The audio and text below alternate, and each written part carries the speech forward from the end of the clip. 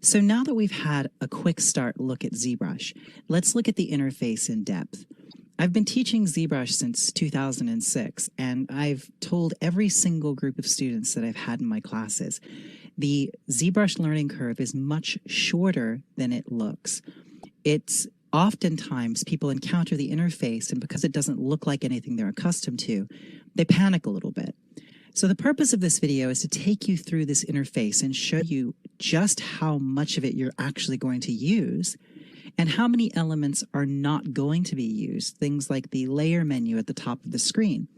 Some of these menus are legacy. They come from the very, very beginnings of ZBrush, and whilst they still have uses if you're doing 2.5D illustration, most of the time, as a matter of fact, I would say 99.9% of the time to 100% of the time, you won't use some of these menus.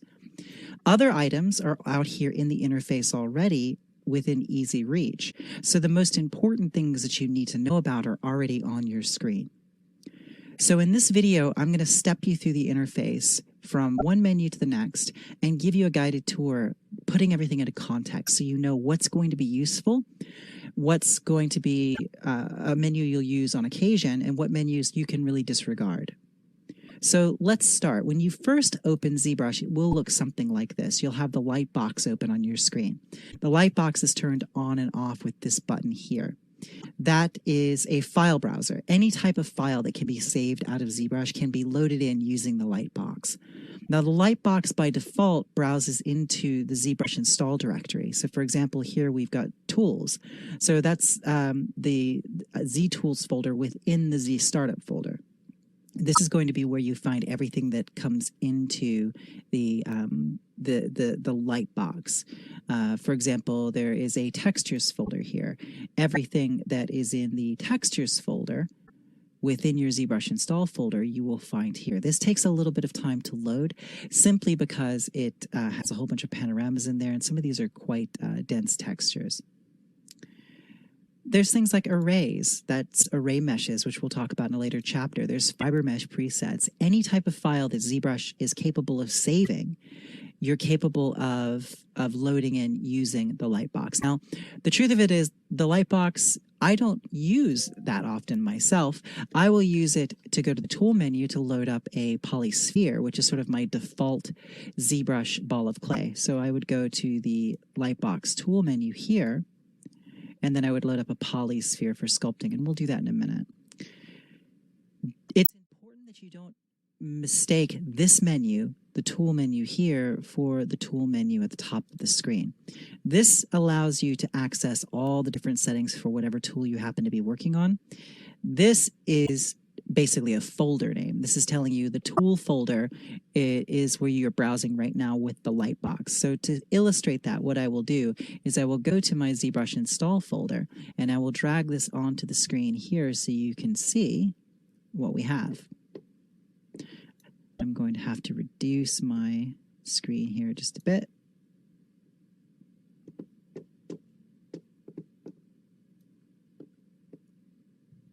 Now here you can see I have the ZBrush 2021 install folder.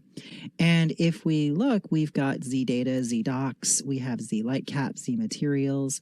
If I were to open up, let's say, for example, ZBrushes. Here you can see we've got all these different subfolders here. If I go to the brushes folder in the Lightbox, here you see we have the exact same folders.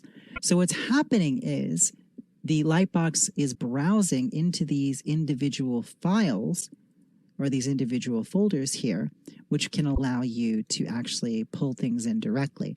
Now, if you want to browse somewhere outside of this folder, it's easiest to put a shortcut inside of one of these folders so you can get to them easily. But this is where these items are coming from. There is a ZStartup folder. We go down here to ZStartup. And this is where you're going to find things like your configuration files and your brush presets. These are the things that come preloaded with ZBrush.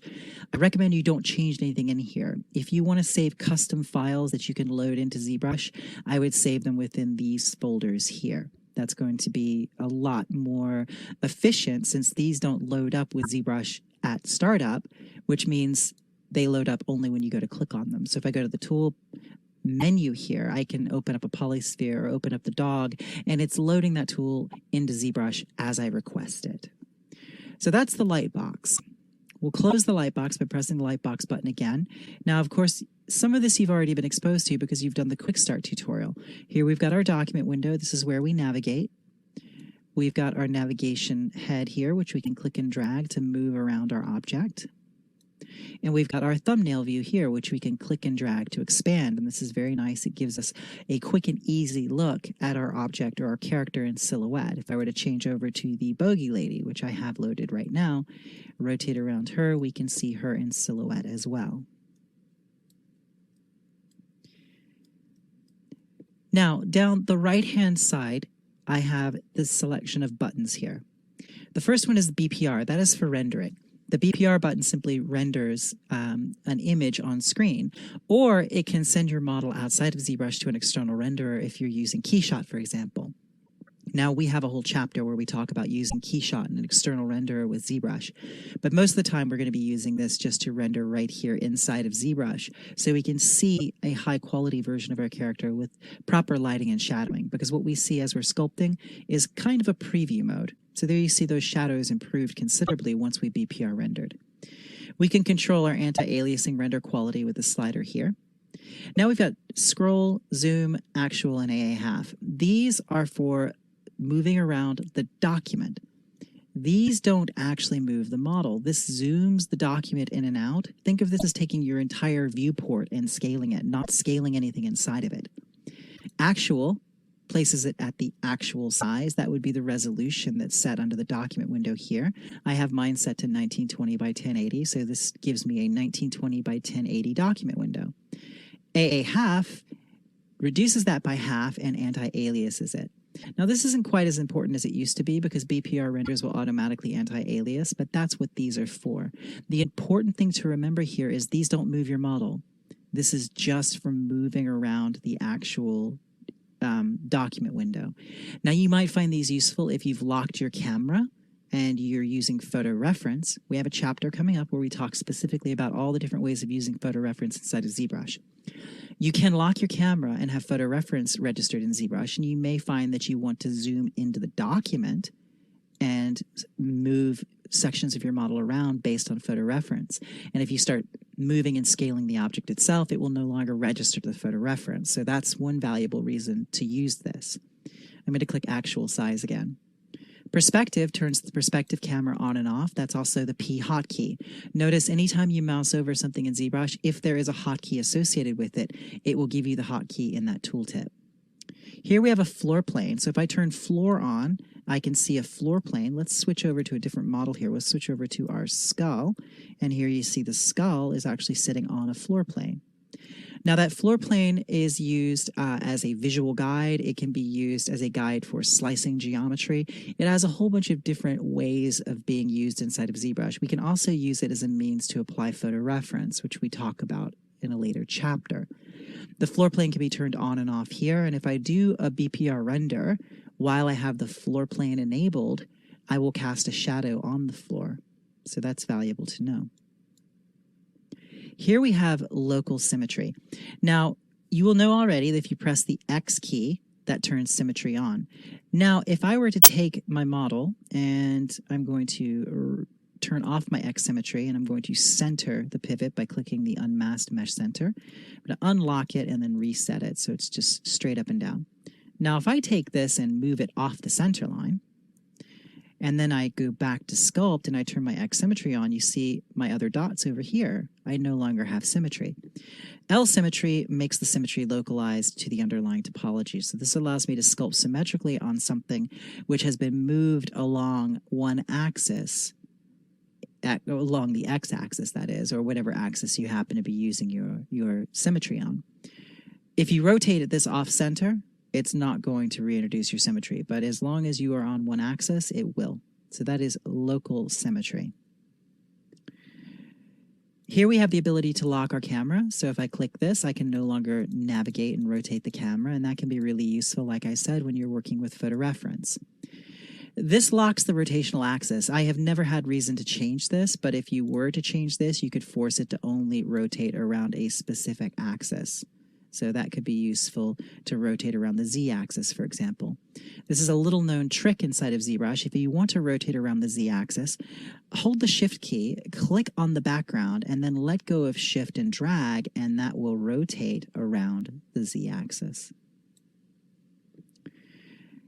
Here we have frame mode. That is the F hotkey that will frame the object on screen. So if you're rotated or you're off screen like this, if I press F, it will focus in on whatever tool I have selected. If I'm working with something that has multiple subtools and I press F once, it will frame whatever tool is selected. Hit it again and it will frame everything. So if I were to open up my subtool menu here and let's say select the teeth, press F for focus, it focuses in on the teeth. Press F for focus again and it focuses in on the entire character. Now we have Move, Zoom 3D, and Rotate. Now these are navigational buttons, but I always tell people don't rely on these. Don't use these for your daily navigation. Use the hotkeys that you learned in the Quick Start chapter. That's Alt, click and drag on the background, the right mouse button to move. Click and drag on the background to rotate. Or Alt, click, and then let go of Alt and drag to zoom. You could also hold down Control and right-click and drag to zoom. That's going to be much more efficient and lets you sculpt more interactively than if you have to constantly go over here and use these navigation buttons. Now, I will use these buttons if I'm working on a very high-resolution document. If I want to render something out at 300 dpi, sometimes it can be hard to actually rotate the model accurately. So sometimes I'll come over here and I'll use these buttons to make small rotational changes when I'm working at an extremely high resolution with a very dense model. Here we have polyframe mode. That is Shift F. That just shows me the polygons on the model that I'm working on. So if I step down my subdivision levels here with Shift D and then press Shift F, I can see the polygons. So these are the types of utilities that you'll find yourself using quite a bit. Things like frame mode, things like perspective, but most of the time you're going to be using the hotkeys associated with them anyway. The important thing to note is that these are out here for you to use. Transparency allows you to see through subtools. So if I wanted to sculpt through the eye on what's behind it, I could do that here by turning on transparency. Ghost just changes the type of transparency. Solo will isolate just my currently selected subtool, so it hides everything else temporarily until I press the Solo button again. Then we have Expand, and what Expand will do is it expands all of your subtools out. So if I click that, it expands everyone so I can easily see who's who. You can come in here and sculpt on separate subtools, and then press Expand again. It will bring everyone back together. So that's your right-hand bar. Now, on the left hand, we've got another bar, but these are much larger icons. Anytime you encounter a large icon like this in ZBrush, it's a palette. So for example, over here in the tool menu, I have the tool palette. So this doesn't select an individual thing, it opens up a palette with a variety of different selection possibilities. For example, this is the brush palette. So think of this as you're working as though you're an artist who has her palette in her left hand and her brush or tool in her right hand, and she's working on her painting or her sculpture. These are your palettes. So I click the brush palette to select all the different brush variations. I will select the stroke palette, which will allow me to change the type of stroke that I'm going to use. Now, the stroke palette has a few different options down here as well. Then we've got the alpha palette. The alpha palette allows us to change the alpha. Alphas have a lot of functions inside of ZBrush, but the most common one is an alpha serves as a brush tip shape, similar to what you would get in Photoshop. So for example, if I were to go to my Lightbox, go to the tools, and like I said, I can double click this polysphere to load it into ZBrush. Notice that it has replaced my other tools, but they are still there. They are here in the tool menu still. And this tool menu on the right-hand side of the screen, it's here by default, but it's just this menu at the top of the screen, the tool menu here. You see as I open it here, it disappears on the other side. If I move off that menu, it reappears. That just tells me that that's a clone of that menu. So I've selected this polysphere now. If I go to my brush palette, I can click there, or I can press the B key to bring up the brush palette.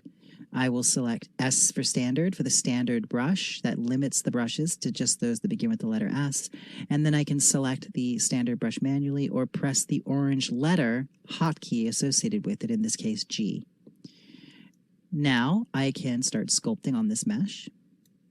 If I were to change my stroke, I could change this to, let's say, a spray stroke, and then that's going to change how that stroke is applied to the surface. If I change this to a drag rectangle stroke, and then I change my alpha, I'll change my alpha so my brush tip is an arrow. And I'm going to click drag, and you see it drags out a single rectangle instance of that brush shape. If I were to change this back to the dot stroke or the freehand stroke, it drags that alpha along my stroke. So these are all palettes: the brush palette, the stroke palette, the alpha palette. We have a texture palette here for loading textures and for exporting textures from ZBrush. And we have a material palette. The material palette allows you to select materials. You may find you have a different startup material when you start ZBrush. Perhaps you have the red wax shader. I recommend changing this material as soon as you start using ZBrush. My personal preference is for the basic material 2. The reason for that is the basic material 2 has a nice specular shine. It can be lit interactively. If I go to my light menu here, I can move the lights around. It's all over just a good material to sculpt on. It's easy to see what's working and what's not. If you were to select one of these other materials, which we'll talk about in depth later, the matte cap gray, for example, this is a nice material and it's very pretty, but it actually hides some of the imperfections in the surface, so you'll be able to sculpt more accurately if you use the basic material too. If you want to change the material that starts up with ZBrush, just select the material that you like and click Save as Startup Material, and then that will save as your startup material, as I have done here. There's my startup material, and it is the basic material too. This is just a color palette for color picking.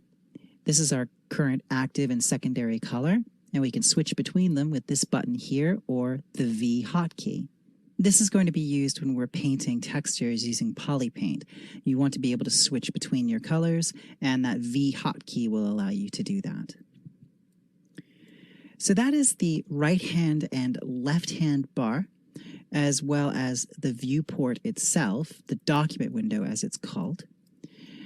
So I'd like to point out that everything, and I point out again, everything that you see here is actually cloned out of menus at the top of the screen. And this is going to become more and more apparent that this whole strip of menus up here allow you to get into the nuts and bolts of various settings of ZBrush, but everything you use on a constant basis, you'll find already on the screen right now. And that's the most important thing. To avoid being overwhelmed by the interface, just realize it has been designed so you can constantly be working right here and just go over to the sides and grab what you need or use the various hotkeys. So let's take a look at the top here. We have the homepage button. This will load the ZBrush homepage.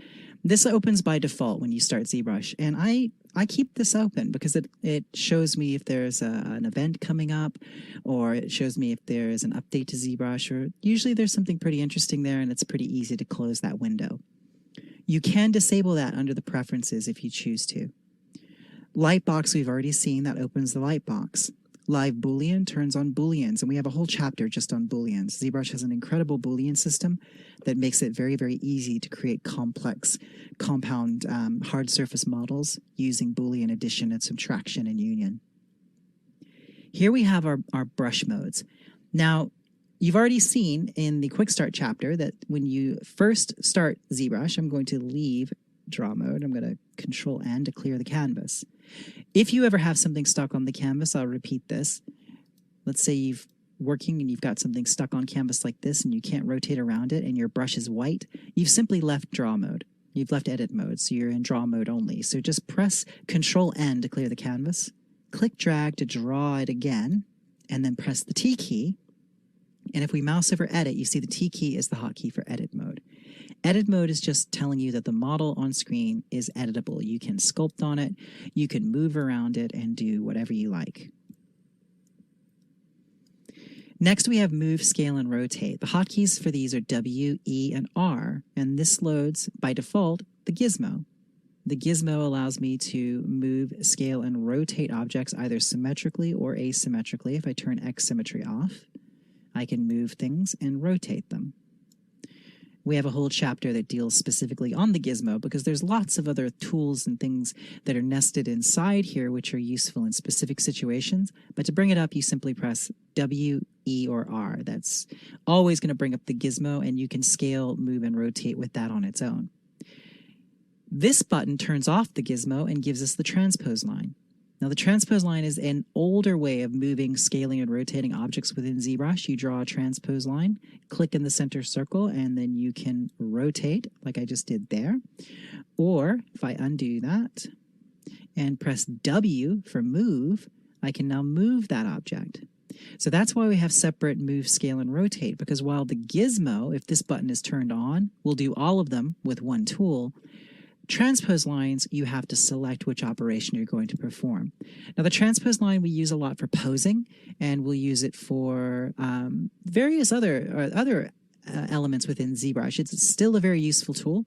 It's a little tricky, but after you watch the video on transpose, I think you'll find it much easier than if you just start exploring it without any kind of guidance. So fear not, there is a whole chapter on that. If you choose to, you can always skip around the different chapters of this series. I've designed it so each chapter is self-sufficient, where you can drop in and learn something. And if I talk about something that's in another chapter, I'll briefly touch on what you need to know for that lesson, and then point you to the chapter that you need to go to watch to learn more about that particular topic.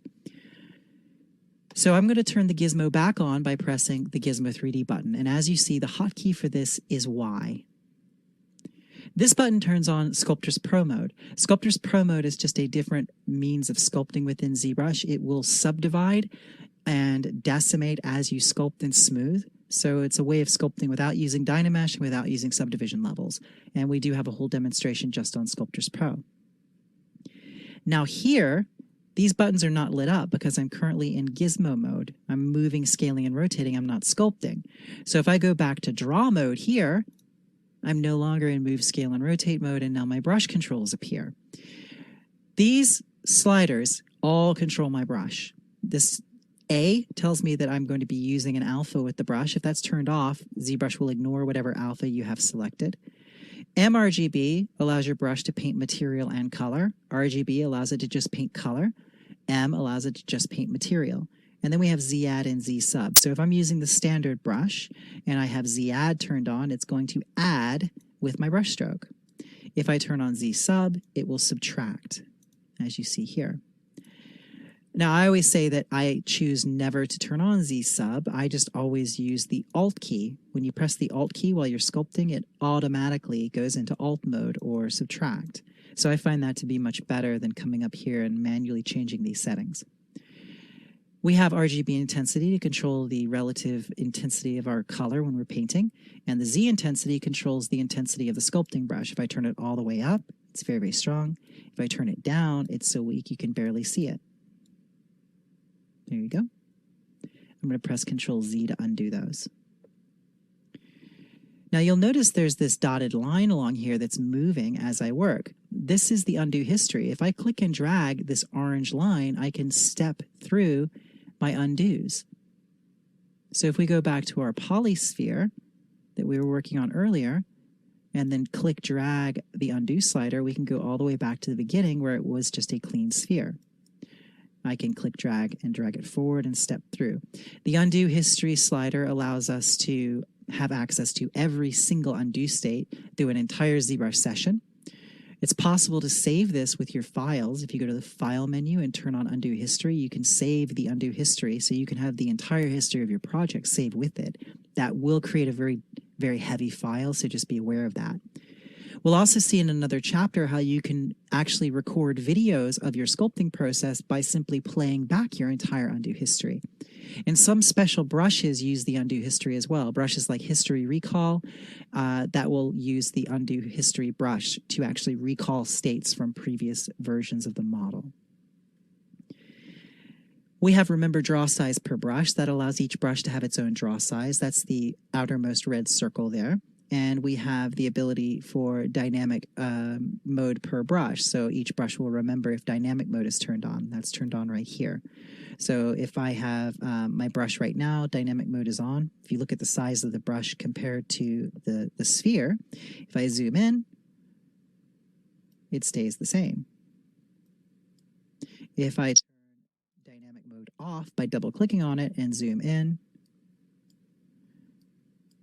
and then zoom back out, you see what happens is my brush size changes based on my distance from the model. So if we turn this way down and then zoom in, then double-click dynamic mode, you see what happens. My brush stays small. If I double-click it, my brush size adjusts. As I zoom out, the brush size maintains its size relative to the model. Now that's going to be really useful when you're working with things like curves, where the size of your brush will determine the size of any sort of extrusion going along a curve. So again, with dynamic mode on, if I zoom in with this tiny little brush size, my brush does enlarge based on the size of my object. So basically, if I make a stroke right here and then zoom out, my brush size stays consistent no matter how far away from the model I am. So dynamic per brush, if I turn that on, each brush can have a different dynamic mode turned on or off. Here we have our active points and total points. This shows how dense the model is. So now that we've seen the most commonly used interface elements out here, let's take a look at the menus at the top of the screen. Right now, I've got the tool menu on the right-hand side. If I click this little radio button here and close that, it goes away. And there are these two little arrows here. If I double-click that, that collapses what's called the right-hand dock. Over here, I have the left-hand dock. If I double-click these arrows, that opens up, and you see I actually have the brush menu over here. If I click this radio button, that goes away, and I can double-click that to close it. This is a way to get more real estate on screen as you're working. By the way, as I'm working, I never come up here and use these menus. You'll already know this from the Quick Start chapter, but if you press the space bar, it brings up this quick menu. So all the most important brush controls up here, as I mouse over them, watch this menu. RGB intensity lights up. Z intensity lights up.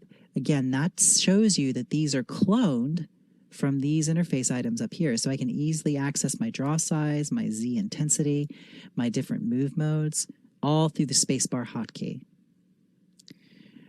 So remember that when you mouse over these things, they light up in the interface, because that's important. So much of the interface, like I said, is already cloned out here for you to view. So along the top of the screen, we've got an alphabetical listing of menus. The most important one, we're going to come right here near the end, it's Tool. If I click this little radio icon, it will dock it on the side of the screen. So with the Tool menu docked on the right side of the screen, you can see all the tools that I have been working with are right here under the Tool menu. And then I've got this large button, and remember, large buttons are palettes. This is the Tool palette. The Tool palette is broken up into Quick Pick, which are my most recent selections. 3D meshes, which we don't really use very often other than the Z-sphere and the Polymesh star. These are the ones that we usually pull in. The rest of these we'll use on occasion, but for the most part, we access our primitives using the gizmo now. That's under the transpose gizmo chapter. And these are the 2.5D brushes, and really these are no longer used. You can disregard these. They have very arcane uses if you want to go through like some very old ZBrush techniques, but honestly, these are used for 2.5D illustration. And most of what we do in ZBrush now, we've got better ways of accomplishing what could be done with these. So I would consider these to be no longer applicable. So the palette here, your main concern is the Quick Pick, or if even that, you're going to be thinking about what's here in the tool menu already. If you load up a Z tool, it will appear here in the Z tool or in the tool menu. And then if you click it and select it, you can change whatever tool is currently active on screen. So I'm just selecting different tools and pressing the F for focus key to focus in on that particular tool. So basically it's taking the ogre here. I could work on that and sculpt on that, and then I'll change over to the skull. And the ogre is now set aside. It's no longer on my screen. It's no longer being edited. I'm now working on the skull. So the tool menu gives us access to everything related to this particular tool that we're working on. We can go to subtools. If I open up subtools, subtools are just different Z tools that are grouped together, so they rotate together. So the skull and the upper and lower teeth are here. You can see there's the skull itself, the cranium, the mandible, and the mandible, the upper and lower teeth. Now, if I close out of the subtool menu, I've also got a polypaint menu. And here you can see I can access my polypainting controls. That's my texture paint. This is where we create displacement and normal maps. This is where we control the render of our object. If we go to our display properties, we can turn on double-sided, we can flip our normals, and we can set things to be transparent when we render them. So anything related to this particular Z tool you'll find under this menu. I can even go to the texture menu here, and here you can see that we can apply a texture map to this object. So anything that's pertinent to whatever Z tool I'm working on, it's in this tool menu. That is why out of all the menus at the top of the screen, this is the one that you're really going to spend the most time in.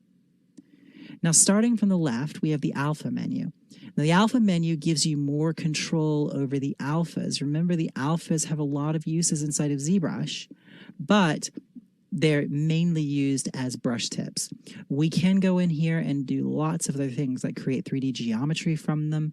We can capture alphas from meshes. There's a lot of other things that we'll talk about in our alphas chapter. So this is the menu that you'll use, and you will become more comfortable with it over time, but it's not something you need to use an awful lot. The brush menu allows you to change settings on your brushes. This will come up in various chapters. We'll use this to create new brushes by going to Create, Insert Mesh Brush, or Nano Mesh Brush. And we can also control our masking. If we go to Auto Masking, we can make our brushes not sculpt on the back faces by turning on back face masking.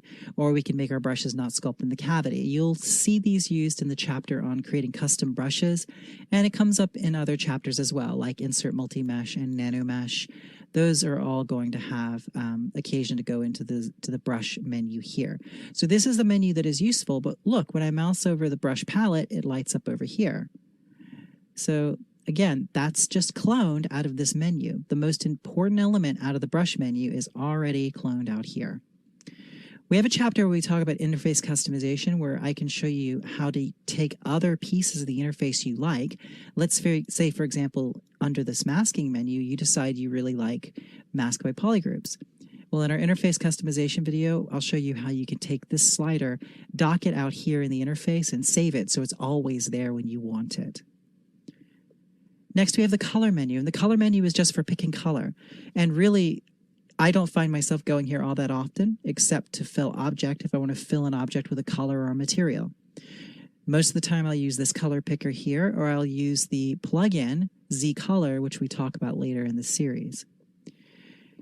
Next, we have the document window. Now, the document window, this is a very common mistake when people start using ZBrush. They work on something and go to Document, Save. This does not save a 3D model. This only saves images out of ZBrush. That is very important to understand. You're typically not going to save documents in ZBrush. You may export images using the export button here. That's how you would export a screen grab. You could also click Export Screen Grab, which exports the entire interface and what's on your screen. Typically, I don't use this because I don't need to see the interface when I want to share my work. I'll export a screen grab of just the model by clicking Export Image. We can change our document by going down here and changing the proportion. We'll turn that off. You see I set this to 1920 by 1080. We can change the resolution here and then click Resize, and it will create a new document. If you like your document settings and you want it to be this way every time you start, just click Save as Startup Doc. Like, say, for example, I was originally on 1024 by 768. If I click Resize, it's going to drop whatever's on my canvas, so I have to hit Control-N to clear the canvas.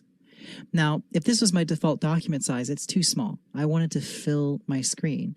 So I'll go to Document, make sure Proportions turned off. I'll set it to 1920 by 1080. Resize, say yes. And then I'll go to Document, Save as Startup Doc. And every time I start ZBrush, it'll start with the same document size. I've just drawn my model back on the canvas and pressed the T key to go into edit mode.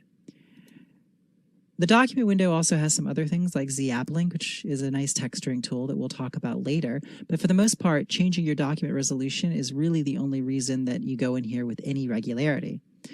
I'd like to point out the scroll, zoom, actual, and AA half buttons that we started this chapter talking about. Look at those on the right side of the screen. As I mouse over them, here, they light up over here. The buttons and menus you find at the top of the screen in these drop-down menus, these are the parent buttons. So you see I've got Scroll Document. When I mouse over that, that gives me the tooltip that says Scroll Document. By the way, in ZBrush, anytime you mouse over something, if you press the Control key, it will give you a tooltip that tells you what that thing does. So if I'm over here and I click, or I mouse over Scroll Document and press the Control key, it tells me what it does, but it also gives me the button path. It tells me where the parent button is. It's in Document, Scroll Doc. So I know that I can go to Document, and I'll find the Scroll Doc button there. The Draw menu is where we go to change the draw size or brush settings like this, but we never come here to do that because as I mouse over these, you see they light up at the top of the screen. This is the parent for all those menu options. So this is a good example of how this menu, the most important elements of it are already on your interface. You already know how to use them. This is a preview window. This can really, we don't really use this preview very often at all anymore. You could change the pivot point in here, but it's something I think I've used maybe 5 times in the entirety of my career using ZBrush. Here we can change our perspective settings for our camera. We can turn on and off the perspective camera and change our focal length. We'll also access things like snapshots on here, and that's a method of bringing photo reference into ZBrush. And we can also move between our saved cameras with this menu here. So the Draw menu is really mostly useful for adjusting your cameras because all the other elements in here are already out here in the interface. The Dynamics menu we will use when we work with cloth simulations, which is new to ZBrush 2021, and it's something that we will be talking about in a later video. It's not a menu you'll find yourself going to very often, unless you do an awful lot of cloth, but it's pretty simple once we get to it. The Edit menu is what it would be in any other program, but simply gives you access to your undos. If you've been working for several hours, you may find that your undo history has become very, very big. You can delete older undo history. So I can go to an undo history state and delete everything before it with this button, or I can delete the entire undo history. Now, if we go to File, this is where we save different file formats out of ZBrush. I don't find that I come to this menu at all. The hotkey here is Control-S. If you see Save As, Control-S is the hotkey. If you turn on Undo History, it will save your undo history with your file. This button saves a project. Now, we've already talked a little bit about this, but the difference between a project and a Z tool is a project saves every single tool I have open right here. It will save the troll, the bogey lady, the skull, and the polysphere, and all the settings associated with it and any photo reference I have loaded.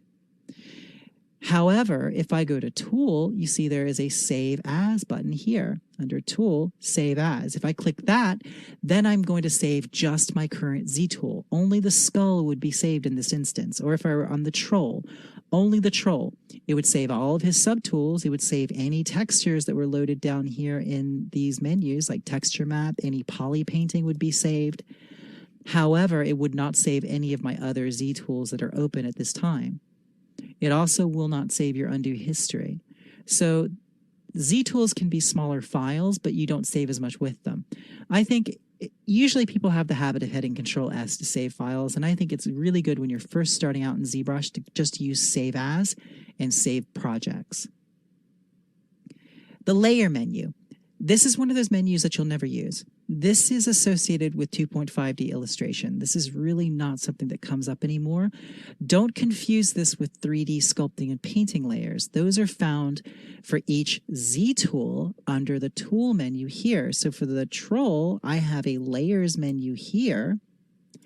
And these are my layers for painting and sculpting. So the layer menu at the top of the screen, you can completely ignore. The light menu is where we come to adjust our lighting. I can click and drag to move my light around. I can turn on a second light here. I can change the color of that light. Maybe I want a green light here. I can make that light green. I can move it over here. If I click on the light, I can make it go behind the model. Click on it again, and I can bring it in front. That's just clicking on that orange dot. So the light menu is pretty useful. I will use this to move my lights around as I'm sculpting, but it's also very, very simple. The macro menu is very specialized. It's not something you'll find yourself using very often. It's a very powerful tool. It allows you to record a series of actions in ZBrush and then make a button for them so you can play them back in other tools. It's like macros in other programs like MS Word. It's a way of scripting without having to know the Z scripting language. The marker menu, you will never use. Marker menus, multi-markers are a legacy tool in ZBrush. We used them before we had subtools. So this is not something you're going to find yourself needing to visit at all. The material menu is where we're going to come to change our material settings. If we look here, this is what it'll probably look like when you open it. We can open up wax modifiers and turn on our real-time translucency. We can come over here and we can change our specular. I'm going to go to my materials here and make sure I have the correct materials selected because I was on the startup material during my demonstration. So there you see I can change my specular here, turning that up and down. If you're ever not sure what material you have on an object, let's say, for example, I've selected a different material and it's not showing up on my object, click here on the material swatch, drag and let go on the model, and it will sample and tell you what material you're using. I have now selected the basic material too. If I do the same thing and drag over here onto the eyes and let go, that's the toy plastic material. The eye subtool for this particular model has a different material on it. So I'll go back to my material settings, make sure that I select the basic material too, and I'll just turn that specular down. So the material menu is similar to other material settings that you'd find in other programs. It's not something you come and use a lot, but it's relatively straightforward. The movie menu, you're only going to use when you want to record turntables out of ZBrush or history videos, or if you want to show the animation timeline. So it's not a very commonly used menu, and it has a few very specific uses. The picker menu, you will probably go your entire ZBrush career without using this menu. You can use the picker menu for some very hardcore technical brush hacking to make custom brushes. It's not a menu that I really find people are using all that often. So you shouldn't really worry too much about your picker menu. The preferences menu are where you go to change your preferences. And this is pretty cut and dried. It's like most preferences menus in most other programs. So that's pretty self-explanatory. And as this comes up, usually in the context of customizing the interface, we'll talk about it then. Next, we have the render menu. This is where we go to set up our render settings. For example, if we want to control our shadows, we'd go to BPR shadow and we can control our shadow settings. We go to BPR transparency and we can control transparency if we have glass or plastic in the scene. This is also where we can control our external render if we choose to use KeyShot. So this is a menu that we use when we render, and that's about it. The stencil menu, I have not used in quite a while. The stencil menu just allows you to take alphas and use them as stencils like you would with spray paint, spraying through or sculpting through a stencil.